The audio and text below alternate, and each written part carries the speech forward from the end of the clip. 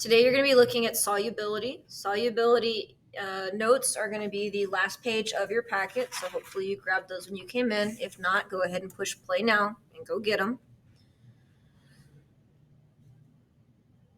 We'll start out with the definition of solubility, which is the description of how much of a solute, of the smaller thing, can be dissolved into a solvent, the larger part.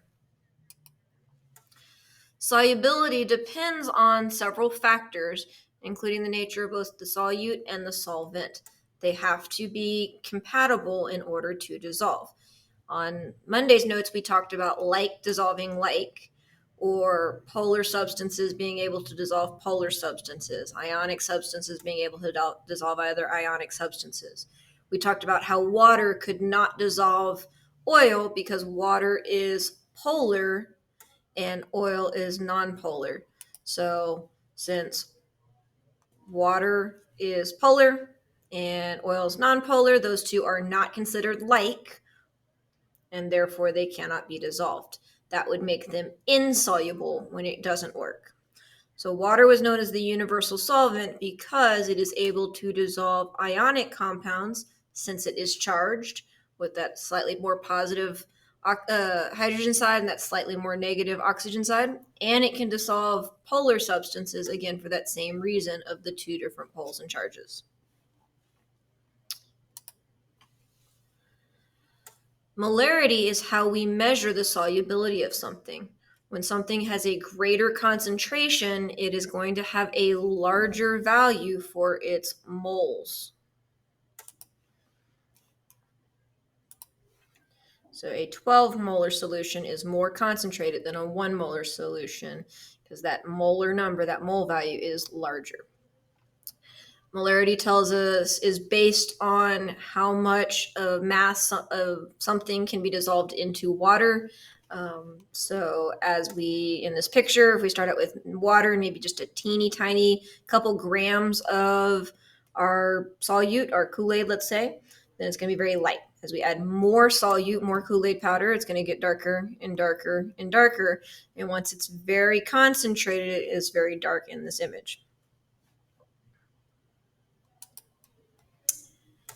Solubility can be affected by a few factors. When trying to dissolve something solid, like Kool-Aid powder, like metal for the labs, things that we can do to make it more soluble is to stir.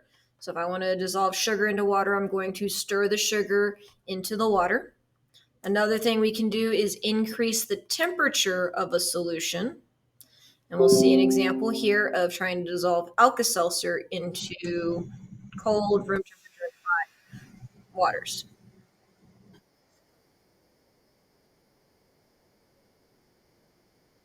The hot one, we see it bubbling much faster, room temperature, and that cold one, you can make out in the very corner, top kind of part of the glass, that it's still there as a pill form. Again, going back to that hot one, we can see the little pill kind of bouncing around at the very top. It is almost entirely gone. Now it is. Room temperature is floating to the top, a lot more bubbles, so that reaction, that dissolving of it happened much quicker in our hot temperature. So increasing the temperature of a solution makes it easier to dissolve more stuff, makes it more soluble. If you want to make really sweet tea, you're going to dissolve that sugar when the water is hot. When people make jelly, they start out with really hot water, add the sugar to make a simple syrup solution, and then they start bringing in their food component, that the grapes or the strawberries, whatever.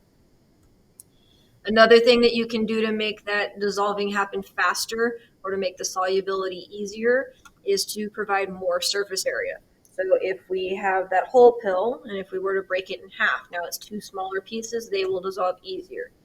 4 small pieces, even easier. If we grind it into a powder first, then it dissolves very, very easily and very quickly. So that would be the most soluble that we have.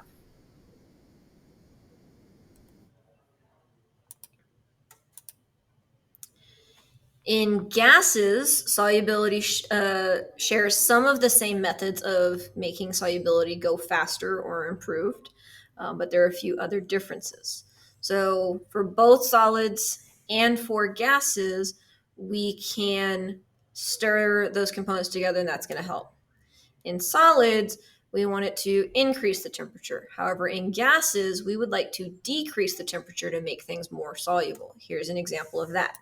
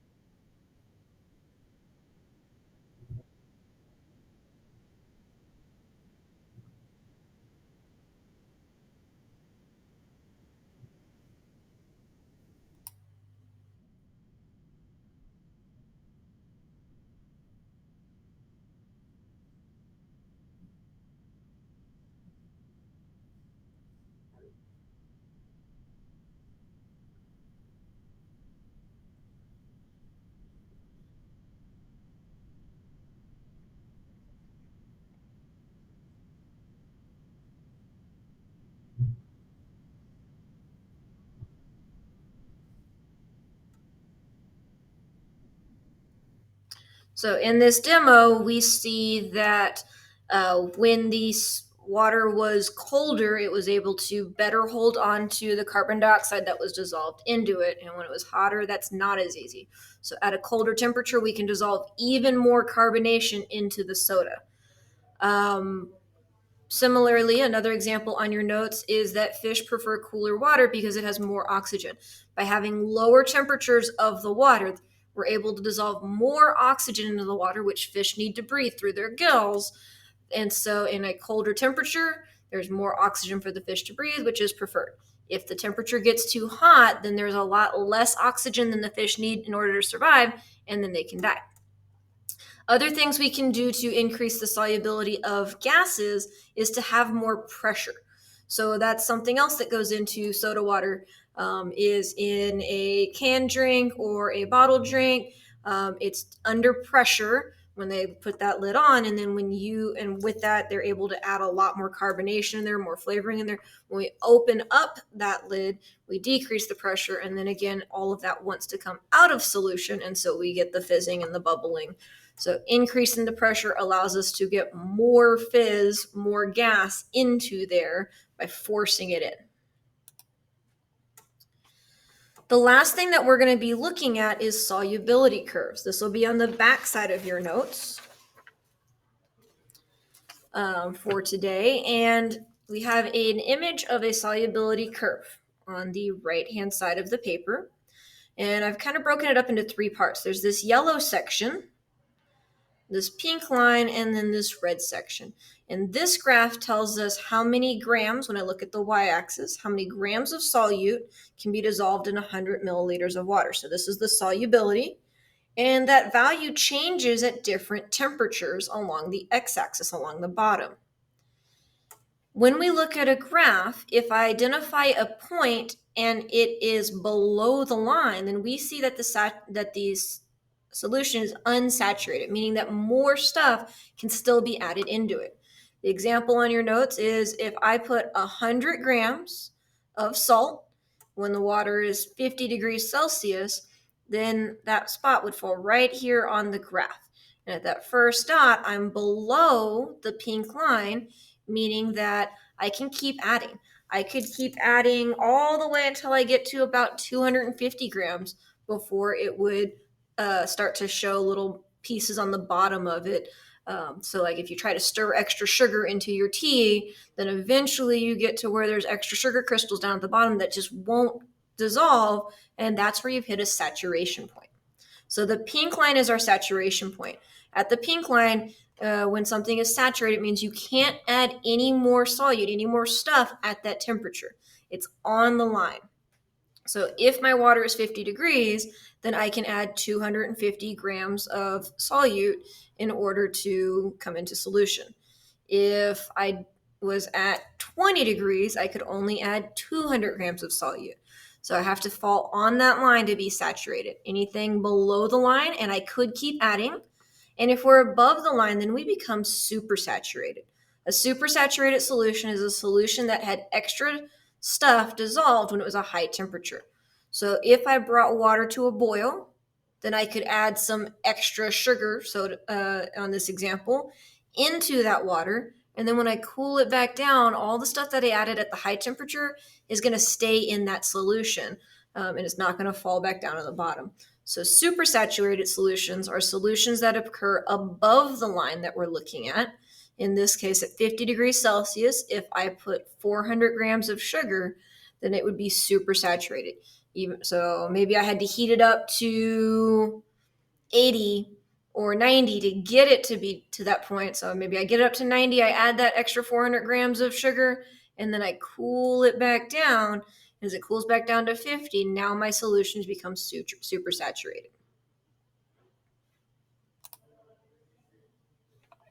If we looked at a few other examples on your paper, so 200 grams at 60 degrees, that's below the line. 200 grams at 20 degrees, I fall on the line or very near the line.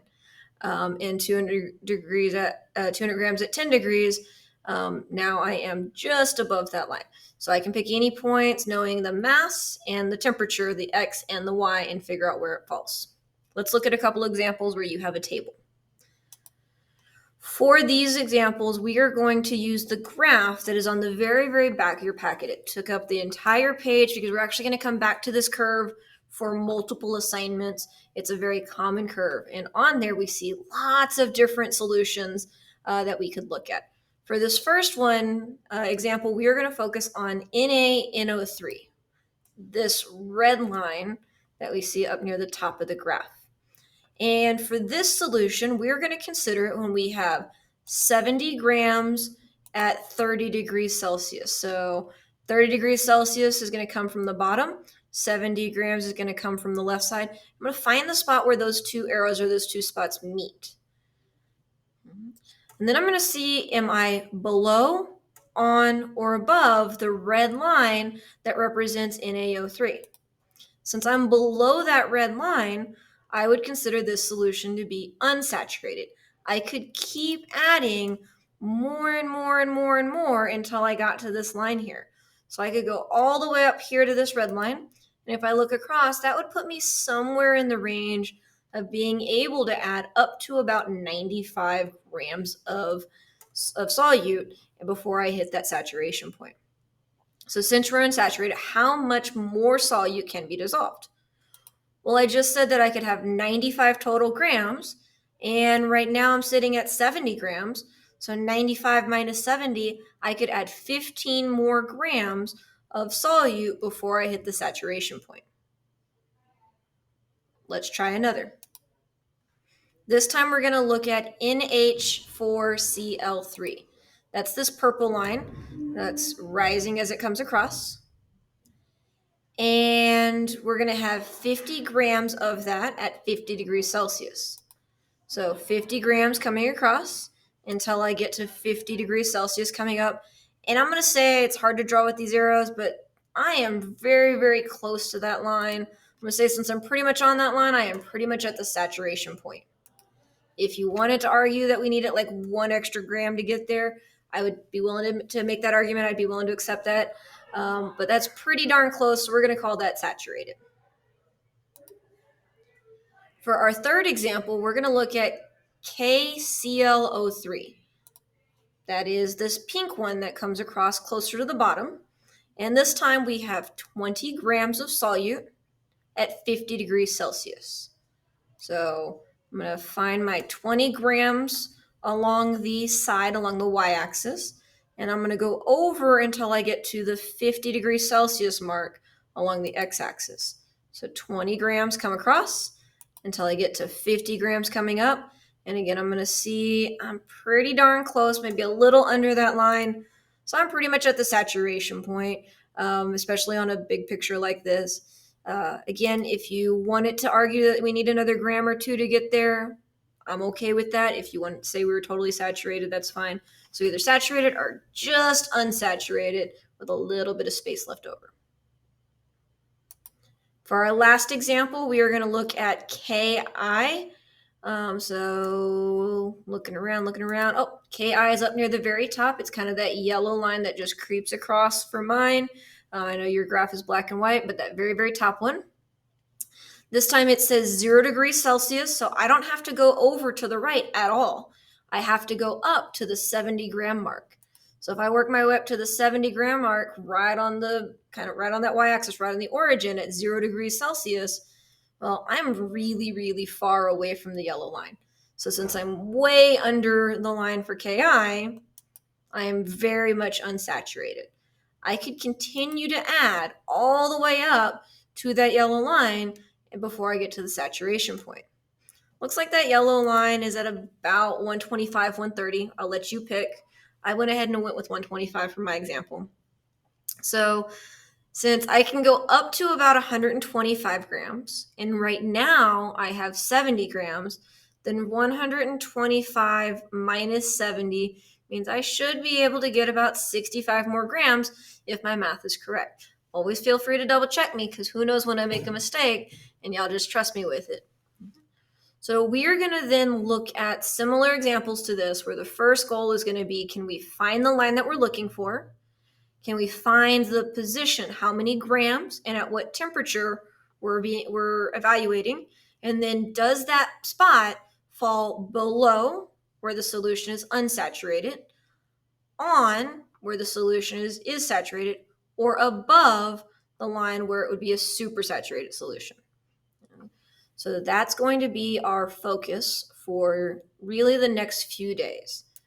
The practice that we're going to do today is going to be more on the basic side of, can we identify it as unsaturated, saturated, or supersaturated? And then tomorrow and into next week, we're going to try to focus on individual values, masses, getting some of that math pulled in to see how we do. So we're going to use the quizzes site to do that. I have a link on this assignment. You have a QR code. There's also a QR code underneath the Elmo that you can focus on, or that you can look at to get there. Okay. I'll even drop the actual one on the document so you have access to that as well, the actual URL. Okay. I'll be back tomorrow. So if you have any questions, make a little note and I'll help you out with that when I return.